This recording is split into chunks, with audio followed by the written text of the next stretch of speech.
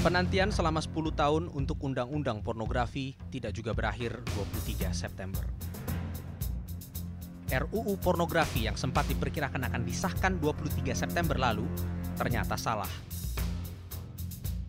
Masyarakat harus menunggu lebih lama lagi untuk undang-undang pornografi. Pansus DPR soal RUU pornografi terpecah. PDIP dan PDS menyatakan menolak draft akhir RUU. Jadi melihat perkembangannya seperti hasil uji petik, kemudian ada praksi yang menghendaki, ada RDP atau rapat dengar pendapat dengan pihak kepolisian dan kejaksaan, kemudian ada gelombang penolakan yang besar, terutama di Bali dan juga di Sulawesi Utara, juga di Papua, dan juga di beberapa tempat yang baru saja di Jawa Timur, Jawa Tengah maupun Yogyakarta. Rasanya undang-undang ini masih memerlukan waktu yang agak panjang.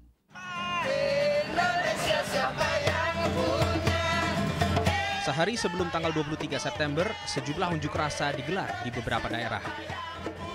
Mereka mengecam RUU yang dianggap justru memojokkan perempuan dan bukan melindungi perempuan.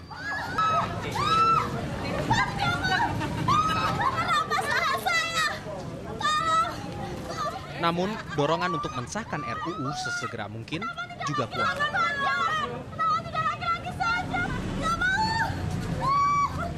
Kalau mereka selalu berpedoman kepada rancangan undang-undang anti pornografi dan porno aksi yang lama, yang 15 bab 97 pasal, bayangkan 82 pasal diantaranya itu jangan begitu, jangan begini, melarang terus.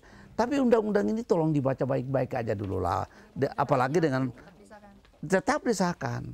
Karena sebagian besar umat ini kan masih menunggu. Draft RUU anti pornografi dan porno aksi adalah warisan dari Komisi 6 DPR periode 99 hingga 2004. Pada periode 2004 hingga 2009, RUU APP diterima dalam sidang paripurna dan panitia khusus pun dibentuk. Pada draft terakhir, Agustus lalu, porno aksi tidak lagi masuk ke dalam RUU.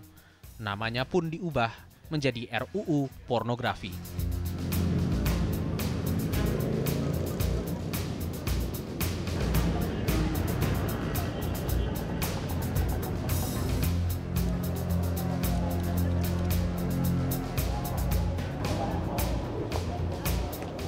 Pornografi telah lama beredar di Indonesia.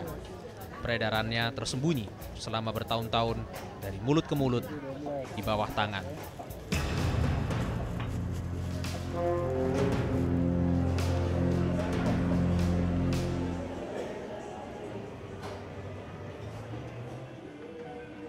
Tapi beberapa tahun belakangan ini, pornografi semakin mudah didapatkan.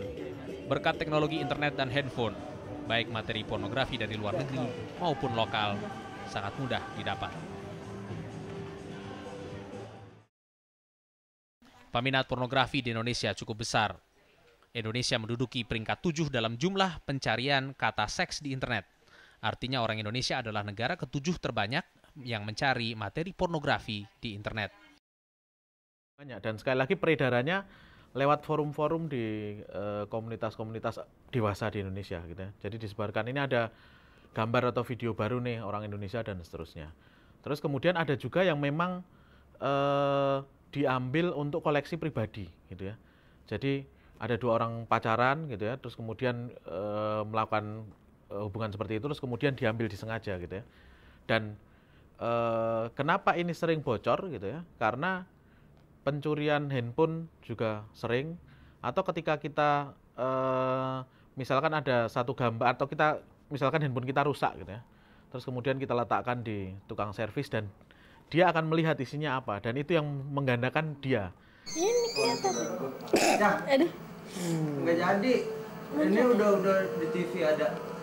Ketawa dong. Besok kalau gua. Kebanyakan materi pornografi lokal merupakan rekaman pribadi yang disebarkan tanpa izin. Kasus pertama yang mencuat akibat penyebaran materi video pribadi bermuatan seksual adalah VCD Bandung Lautan Asmara. Sayang, Makin. kita udah berapa bulan jawab? Udah 23 bulan kemarin. Berarti bentar lagi 2 tahun dong. Iya dong. Sayang mau apa? Aku Aku mau cinta kamu. Kedua korban adalah mahasiswa perguruan tinggi di Bandung. Luapan cinta keduanya menjadi hiburan mesum bagi orang lain. Kenapa bang? Gini deh. Sebentar lagi mau ngilang. Dia lagi bertapa sekarang. Pasca penyebaran video Sebentar itu, lagi mau ngilang. keduanya melanjutkan hubungan asmara mereka. Walaupun tidak lama.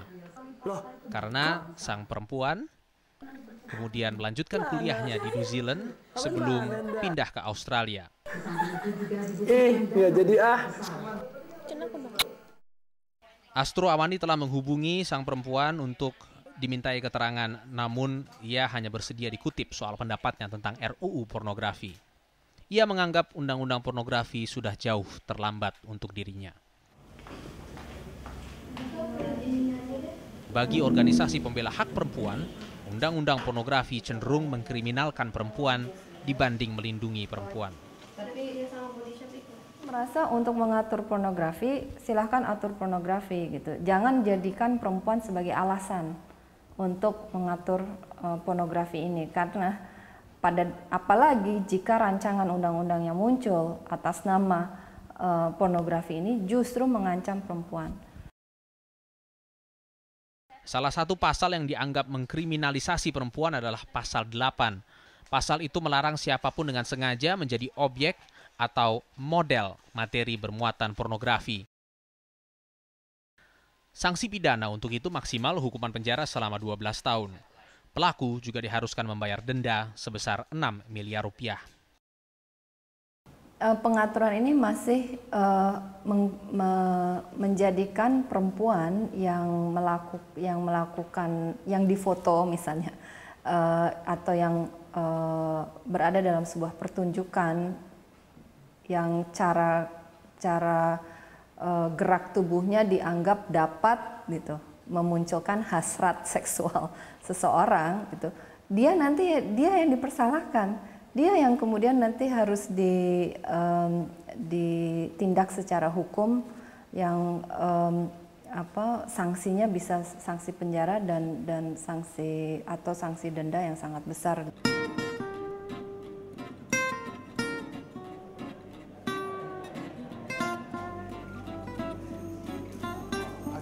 Saya sendiri agak bingung kalau membaca itu, karena misal sugestif, bagaimana sih sugesti yang merangsang itu seberapa jauh itu kan ya